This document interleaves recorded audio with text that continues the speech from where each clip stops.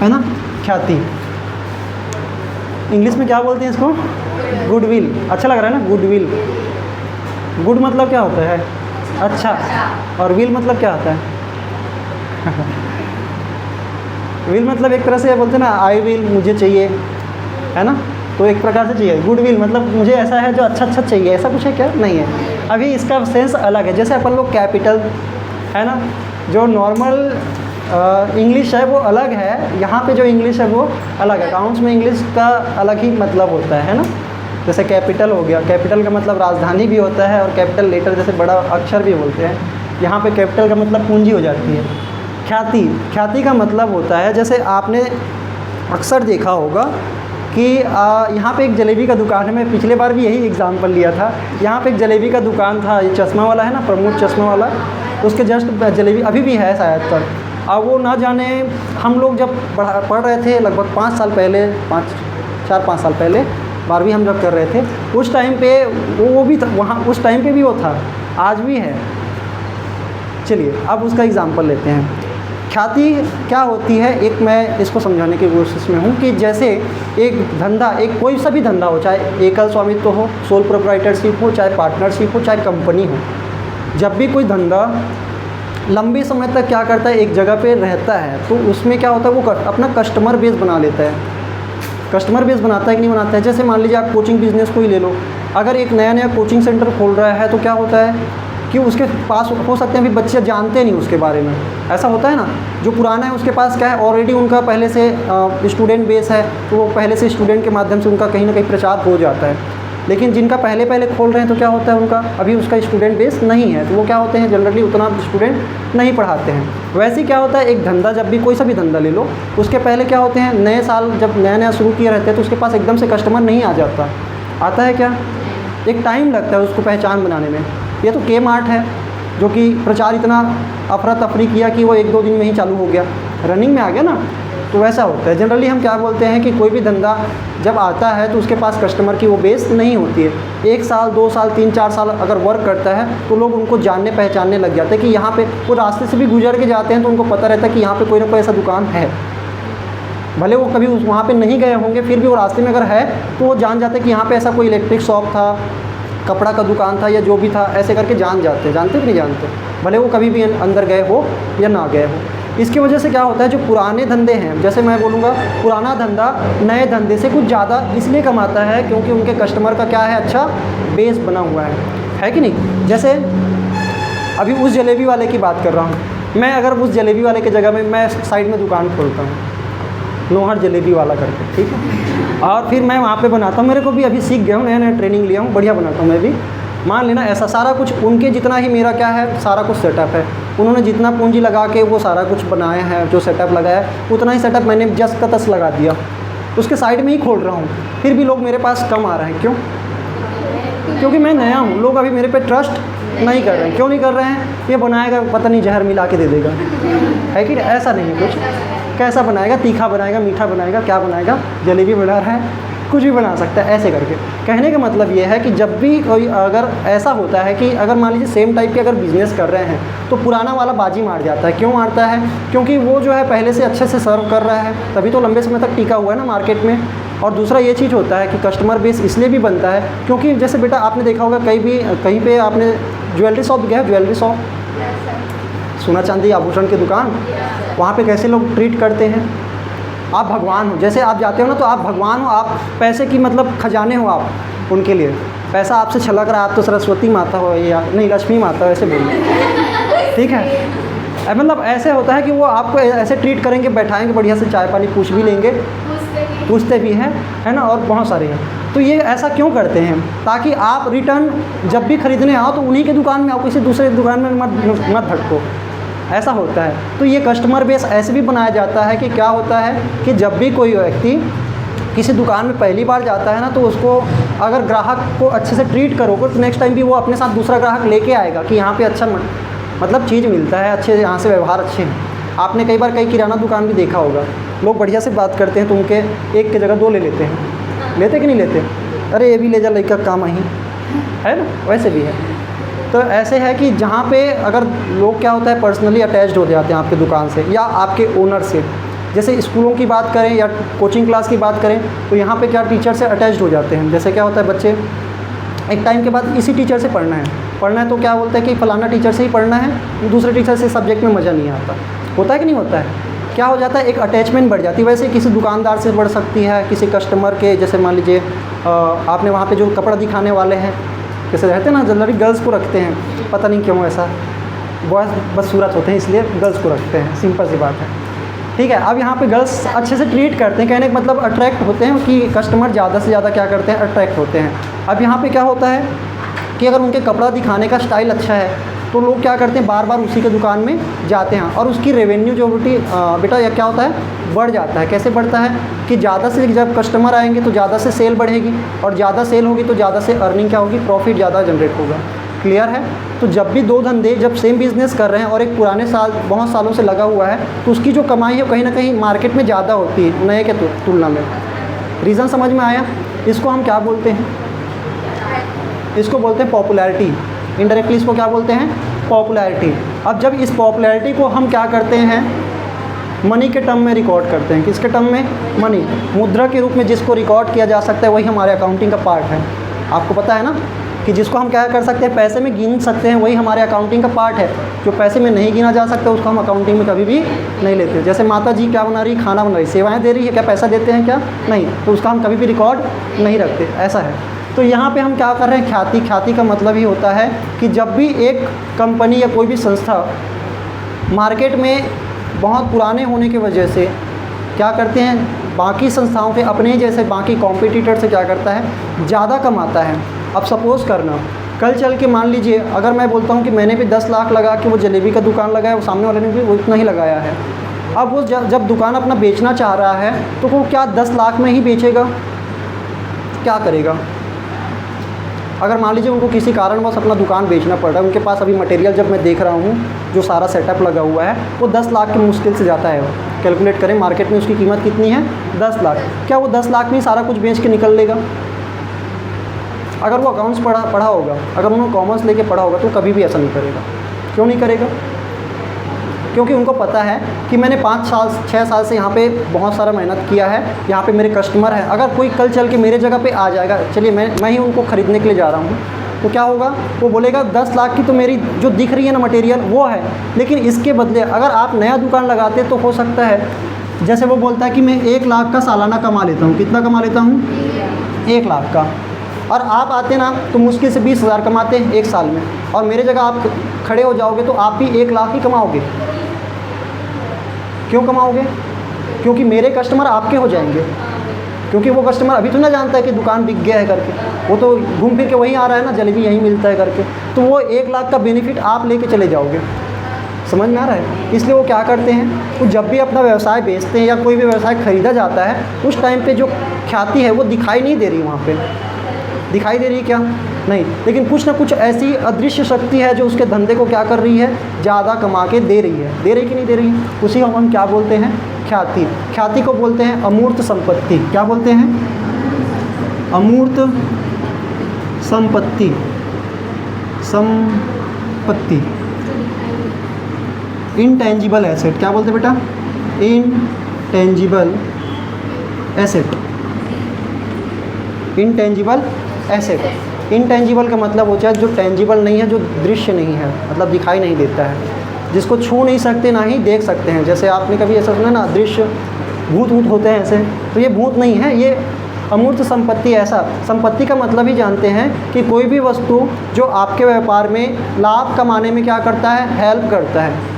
लाभ कमाने में क्या करता है, हेल्प करता है। जैसे अपन बोलते थे क्या, फ्रिज, अगर मान लीजिए फ्रिज आपका बेचना धंधा नहीं है और फ्रिज में रख के आप सामान क्या करते हैं, बेचते हैं, तो वो क्या है, फ्रिज आपके कमाई का हिस्सा है, तो उसको हम क्या बोलते हैं, संपत्ति। तो जो चीज़ हम बेचने के लिए नहीं खरीदे वो क्या करता है, जनरली अगर हमको पैसा कमा के दे रहा है उसको हम क्या बोलते हैं, संपत्ति।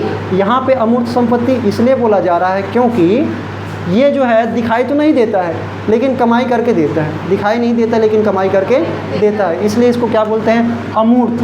मूर्त जानते हो ना, मूर्त मतलब होता है मूर्ति। मूर्त का मतलब क्या होता है, और मूर्ति कैसा होता है, दिखाई देता है, छू भी सकते हैं, लेकिन अमूर्त का मतलब क्या होगा, जो ना तो दिखाई देता है ना तो छू सकते हैं, इसको हम बोलते हैं अमूर्त। संपत्ति का मतलब क्लियर है, तो ख्याति क्या है? एक अमूर्त संपत्ति है। और ये कैसे जनरेट होती है? तो यहाँ पे ये बोला गया है कि आप इसको कई तरह से क्या कर सकते हैं? बना सकते हैं। दो प्रकार की ख्याति होती है जिसको हम अगर खरीदने के ऊपर लें, एक तो होता है स्वनिर्मित, और एक होता है खरीदी गई ख्याति। खरीदी गई ख्याति।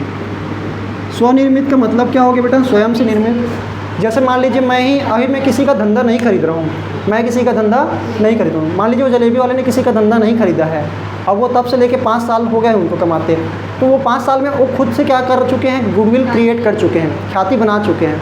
अगर मैं उस ख्याति को क्या करता हूँ, कल की डेट में उनका 10 लाख का तो मटेरियल दिख रहा था, और मैं उसको खरीदूंगा तो कितना में देगा वो सामने वाला? वो बोलेगा 1 लाख और दे मेरे को। वो 1 लाख किसका दे रहा हूँ मैं? ख्याति का दे रहा हूँ। किसका दे रहा हूँ? अगर वो पैसे में नहीं गिना जा सकता तो उसको ख्याति नहीं बोलते। क्लियर है? तो ये 1 लाख जो एक्स्ट्रा वो मांग रहा है मेरे से, वो क्या है? उसकी ख्याति है। और ख्याति का हम जब पेमेंट करते हैं तो वो होता है खरीदी गई ख्याति। अब वो जब खुद धंधा चालू किया था तो उन्होंने बनाया हुआ ख्याति था, उसको क्या बोलते हैं? Self generated goodwill. इसको क्या बोलते हैं? इसको बोलते हैं सेल्फ जनरेटेड गुडविल। इसको क्या बोलते हैं? Purchased goodwill. क्या बोलते हैं बेटा? Purchased goodwill. परचेज का मतलब जानते हो ना? खरीदना। तो खरीदी गई ख्याति और क्या होते हैं? स्वनिर्मित ख्याति या स्वयं की निर्मित ख्याति। तो यहाँ पे ध्यान रखना, स्वनिर्मित ख्याति का कभी भी रिकॉर्डिंग, क्योंकि जिसका हमने पेमेंट किया नहीं उसको कैसे रिकॉर्ड करें? जब तक आप किसी को पेमेंट नहीं कर रहे हो किसी चीज़ के लिए, तब तक आप उसको रिकॉर्डिंग अकाउंटिंग में नहीं कर सकते। कर सकते हैं क्या? एक हाथ दो एक हाथ लो वाला किस्सा होता है, तब आप उसको क्या करते हो? रिकॉर्ड करते हो। अब यहाँ पे आपने ना तो दिया है किसी को और आपको मिल रही है उसका बेनिफिट, तो आप इसको क्या नहीं कर सकते? रिकॉर्ड नहीं कर सकते। लेकिन जब भी बात आती खरीदी हुई ख्याति का, तो मैं क्या करूँगा? रिकॉर्ड करूँगा। मैं क्या करूँगा? इसका रिकॉर्ड करूँगा। कैसे रिकॉर्ड करूँगा? जब भी हम किसी का धंधा खरीदते हैं तो धंधा जब खरीदते हैं ना, तो उसके साथ साथ वो सारी संपत्तियों को खरीदते हैं, जितनी भी संपत्तियाँ उनके पास है वो खरीदते हैं, साथ ही साथ उनके दायित्वों को भी खरीदते हैं। क्या खरीदते हैं? दायित्वों को भी खरीदते हैं। कैसे दायित्वों को खरीदते हैं? सपोज़ करना, देखो बेटा, अभी उस जो मिस्टर क्या बोल दें उनको, जलेबी वाले को मैं लिख देता हूँ, जलेबी वाला, उनका नाम मुझे पता नहीं है ना। अब उनके पास संपत्तियों के नाम पे कितनी संपत्ति मैंने बताई आपको? 10 लाख की। कितने की? 10 लाख की संपत्ति है। लेकिन इस 10 लाख की संपत्ति जो दिख रही है ना उनके दुकान में, वो सब उनके खुद का ख़रीदा हुआ नहीं है, कुछ किराए में भी लाया हुआ है, या ऐसा बोलो कुछ उधारी में ख़रीदा हुआ चीज़ है। जैसे मैं बोल सकता हूँ वहाँ पे मान लीजिए उनका जो स्टॉल था, उन्होंने वो किराए में क्या किया? किराए में नहीं बोलूँगा, उन्होंने अभी उधारी में है। वो क्या है? वो उधारी में है। तो उनकी संपत्ति, लेकिन वो उसका पैसा भी दिया नहीं है, वो सिर्फ क्या कर रहा है? उसको उधारी में ख़रीद के लाया है, अभी बाद में उसका पेमेंट करेगा। लेकिन बताओ बाद में वो तो यहाँ पे होगा नहीं, मार्केट में कौन रहूँगा? मैं रहूँगा। तो भैया कल चल के वो पैसा मांगने आएगा तो मेरे को मांगने आएगा ना, आएगा कि नहीं आएगा? आएगा। तो कई बार क्या होती है, हम जो पैसा दे रहे होते हैं ना, वो उन संपत्तियों की होती है जो दायित्वों को घटा के, जैसे मैं बोलता हूँ कि अगर मान लीजिए आपसे मैंने कुछ सामान लिया, जैसे मान लीजिए आपसे मैंने क्या ले लिया? कैलकुलेटर लिया। अभी मैंने इसका पेमेंट नहीं किया है, अब मैं केवल सामने वाले को दे दिया। अब वो सामने वाला क्या करेगा? पेमेंट करेगा। सामने वाला क्या करेगा? पेमेंट करेगा, मुझे नहीं करके किसी और को करेगा। तो अपना पैसा अगर उनका बन रहा होगा ना आपस में, तो वो पैसा काट के देता है। पैसा कैसे करके देता है? काट के। जैसे यहाँ पे हम क्या बोल रहे हैं? दायित्व। मैं बोलता हूँ बेटा ये 20 लाख था और दायित्व कितने थे? दायित्व उनके 10 लाख के थे। दायित्व कितने के थे? मतलब उनके पास कुल संपत्ति अगर 20 लाख की थी तो दायित्व उनको देने किसी और के थे, वो कितने थे? 10 लाख। तो मैं बोलता हूँ मैं आपकी 20 लाख की संपत्ति को देने के लिए, खरीदने के लिए तैयार हूँ। खरीदने के लिए क्या हूँ? 20 लाख के संपत्ति को खरीदने के लिए तैयार हूँ। लेकिन मैं पैसा कितने का दूंगा? 10 लाख का। क्योंकि 10 लाख जब बाद में लोग मांगने आएंगे मेरे से, मैं उनको पेमेंट कर दूंगा आपकी जगह में। आपका तो 10 लाख का ही बनता है ना। तो मैं आपको, आप देखोगे अगर 20 लाख का आप बेचते और 10 लाख को किसी का पेमेंट करते तो आपके पास जेब में कितना आता? 10 लाख। तो मैं बोलता हूँ मैं आपको सिर्फ 10 लाख दूंगा और आपकी ख्याति का पैसा दे दूंगा, और ये पेमेंट मैं बाद में कर दूंगा। किनको? जो आपके क्या है, जिन्होंने आपको एक तरह से उधारी बेच रखा है आपको, मैं उनका पेमेंट बाद में कर दूंगा, तो राज़ी हो जाता है। ऐसे में कस्टमर जो आपस में जो डील होती है ना, वो लोग क्या होते हैं, राज़ी हो जाते हैं। जनरली ऐसा होता है। ऐसा नहीं होता कि वो दायित्व को रखे रहेंगे, 20 लाख मेरे से लेके भाग जाएंगे, कल चल के पैसा मांगने आएंगे, क्योंकि उनके जगह तो मैं खड़ा रहूँगा ना, कल चल के ये लोग मांगने आएंगे दायित्व वाले, तो क्या होगा फिर, वो तो है नहीं आदमी, मेरे गले पकड़ेंगे, तो मैं क्या करूँगा, मैं उनके पीछे पीछे तो ना लगा रहूँगा, किनके, जिन्होंने मुझे धंधा बेचा है। तो हम क्या बोलेंगे कि भैया हम क्या करेंगे, आपकी संपत्ति में उतना ही पैसा देंगे जितने दायित्व को घटा के बनता है। तो यहाँ पे हमने 10 लाख बना रहे थे, और इस 10 लाख में उन्होंने बोला 1 लाख की ख्याति मेरी है, 1 लाख आप क्या करोगे, कमाओगे। और ये 1 लाख की कमाई क्या, बताओ बेटा, क्या दुकानदारों को एक बार तो चलो कस्टमर भूले भट के आ गया कि हमारे पास यहाँ पे कहीं पे ऐसा जलेबी वाला था करके, क्या 2-3 बार आने के बाद वो लोग नहीं जान जाएंगे कि बिक चुका है धंधा करके? जान जाएंगे ना। ऐसा तो नहीं है कि वो नहीं जानेंगे, कभी भी वो जानेंगे। एक टाइम के बाद ऐसा होगा कि वो जान जाएगा कि ये जलेबी वाला अब चेंज हो चुका है, अब इसके पास वो जलेबी नहीं है जो पहले मिलती थी। अब वो धीरे धीरे कस्टमर क्या हो जाएंगे, फिर डिसकनेक्ट होते जाएंगे। तो ये जो ख्याति का बेनिफिट है ना, वो कुछ ही सालों के लिए मिलता है, युगों तक नहीं मिलता रहेगा उसका बेनिफिट। ऐसा सुना है कि आपने 4 साल कमाई की तो इसका बेनिफिट आपको लंबे समय तक मिलता रहेगा? नहीं होता है ऐसा। कस्टमर बहुत लंबे समय तक नहीं जुड़ा रहता है, आपके ध्यान रखना, किसी भी धंधे में हो। एक टाइम के बाद वो क्या कर जाते हैं, स्विच कर जाते हैं किसी दूसरे कस्टमर में, क्योंकि यहाँ पे कंपटीशन ही इतना ज़्यादा है। हर एक दूसरा धंधा वाला कॉम्पिटिटर बन रहा है नए धंधे वाले की, वो ज़्यादा बेहतर देने की कोशिश करता है, तो आपका धंधा क्या करता है, मार खा जाता है। और जो ख्याति आपने कमाई थी ना, वो ख्याति 2 साल 3 साल 5 साल ऐसे चलता है, उससे ज़्यादा जनरली नहीं चलता है। तो जहाँ पे अगर ख्याति की बात कर रहे हैं ना, तो वो जो ख्याति थी 1 लाख जो मैं बोल रहा था, वो 1 साल का है। तो मैं अगर बोलता हूँ कि उनके धंधे को मैं ख़रीदा हूँ, तो 2 साल तक मुझे वो बेनिफिट मिलेगा। कितने साल तक? 2 साल तक। तो उसको बोलते हैं क्रय वर्ष। क्या बोलते हैं? क्रय वर्ष। क्रय वर्ष किसको बोलते हैं कि ख्याति का लाभ जितने वर्षों तक मुझे मिलता रहेगा, उसको हम बोलते हैं क्रय वर्ष। जैसे मैं अभी क्या बोल रहा हूँ, 2 साल तक 1-1 लाख का मुझे बेनिफिट मिलेगा अगर मैं उनके धंधे को क्या कर लूँगा, खरीद लूँगा, तो उसको हम क्या बोलते हैं, क्रय वर्ष, परचेज ईयर बोलते हैं। क्लियर है? ये बातें समझ में आई आपको? ख्याति का मूल्यांकन क्यों कर रहे हैं? क्योंकि जब भी कोई धंधा बिकता है तो क्या होता है, उसका बिके, अभी आगे चल के आप पढ़ने वाले हैं पुनर्गठन, साझेदारों का क्या पढ़ने वाले हैं, तो बार बार आएगा ख्याति का क्या करना है, ख्याति का समायोजन करना है। तो आप अभी सीखे रहेंगे ना कैलकुलेशन कैसे करते हैं, तो आपको अच्छे से समझ में आ जाएगा। इसके जो कैलकुलेशन या क्वेश्चंस की जो बात है हम नेक्स्ट क्लास में करेंगे, तो आपको कुछ चीज़ें लिख लेनी है। क्या मैं आपको कुछ चीज़ें बता रहा हूँ, उसको आप लिख लेनी है। जैसे इन्होंने ख्याति के बारे में बात की है, औसत लाभ, अधिलाभ, क्रय की गई ख्याति, स्वयं द्वारा सृजित ख्याति, छिपी हुई ख्याति और प्रीमियम। अभी इन सभी बातों को रहने दो, ख्याति के प्रकार के बारे में थोड़ी सी बात करते हैं। ख्याति का प्रकार, ख्याति जनरली इन बुक के अनुसार देखा जाए तो 4 प्रकार की होती है। कितने प्रकार की होती है? पहला तो इन्होंने बोला है, देखोगे अगले पेज में, ख्याति के प्रकार में देखोगे, बिल्ली के स्वभाव की ख्याति। किसके स्वभाव की ख्याति? बिल्ली कैसी होती है, बिल्ली कैसे अटैच रहती है। जैसे अपन देखोगे बिल्ली, आपने जनरली अगर किसी के घर में बिल्ली अपना बच्चा दे दिया होगा, तो वहाँ पे क्या होता है, पुराने जो बिल्ली होते हैं ना, वो अपने पुराने घर से क्या रखते हैं, बहुत ही लगाव रखते हैं। पूरा मोहल्ला घूम लेंगे लेकिन आएंगे उसी के घर में जिसके घर में वो पैदा हुए थे। ऐसा होता है कि नहीं होता है?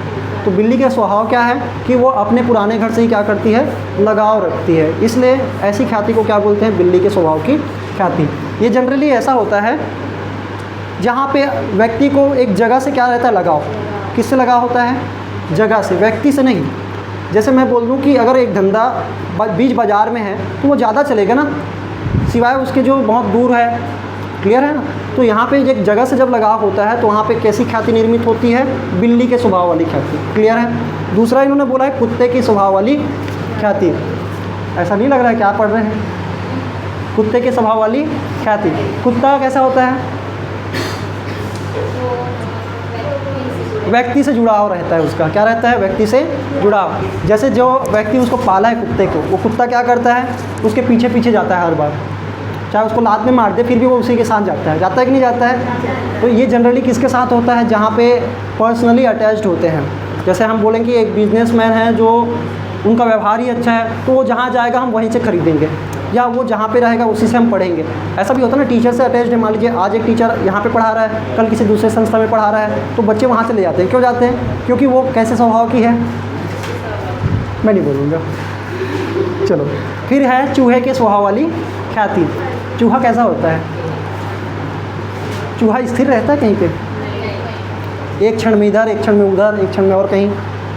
कहने का मतलब ऐसी ख्याति, पैसा कमा रहे हैं लोग ज़्यादा। आपने कहीं पे देखा होगा, बड़े बड़े शहरों में अक्सर ऐसा होता है कि एक जैसा जो दुकान है ना, वो एक पूरा मोहल्ला टाइप का होता है। जैसे ज्वेलरी वाले जाओगे, जैसे ज्वेलरी वाले जो शॉप में जाओगे तो सारे ज्वेलरी की लाइन लगी रहती है। कपड़े वाले में जाओगे तो कपड़े वाले की पूरे दुकानों की, मतलब एक मोहल्ला टाइप का रहता है कि नहीं रहता? तो ऐसे में क्या होता है, कस्टमर आपके यहाँ आते हैं लेकिन आप ही के दुकान के नाम से नहीं आते, ना ही आपके लोग की वजह से आते हैं। आते कैसे हैं? वो बोलते हैं कि इस मोहल्ले में होता है ये सारा खरीदारी, तो वो मोहल्ले के किसी भी दुकान में जाके घुस जाते हैं। कमाई तो आपकी भी ज़्यादा हो रही है, जो अलग से छिल्ला कमा रहा है ना, वो तो कम कमाएगा, क्योंकि मोहल्ले में ज़्यादा लोग आते हैं, क्योंकि यहाँ पे वैरायटी है। तो क्या होता है, आपकी ख्याति किस लिए बन रही है? ये होती है चूहे के स्वभाव वाली।